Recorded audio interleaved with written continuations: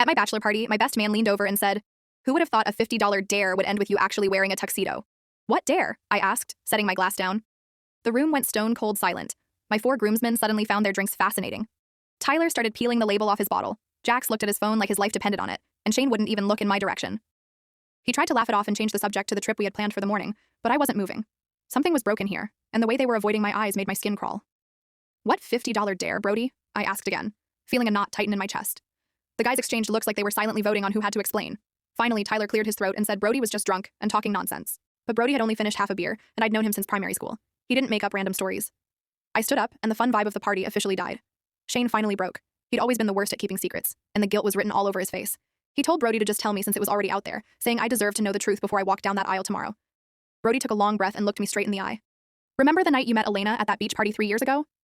Of course I remembered. It was the night my life finally started making sense. Elena was this gorgeous, high-energy girl who was way out of my league, but she spent the entire night focused only on me. We'd hooked up, and a few weeks later, she told me she was pregnant. I proposed immediately, and we've been together ever since. Our daughter Maya is 2 now, and she is my entire world, Brody continued, explaining that Elena had been hanging around their group for weeks, trying to get close to the guys on the varsity team.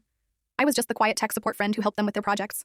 They'd brought me to the party, but I was just sitting in the corner by myself.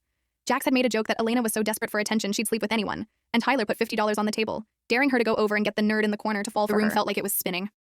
Elena didn't see me and feel a spark. She saw a $50 payout. Jax tried to step in, saying she actually ended up liking me and that the kid wasn't part of the plan, but I didn't hear him. I looked at the men I called my brothers and realized my entire family was built on a punchline. I didn't say a word. I just turned around and walked out into the night.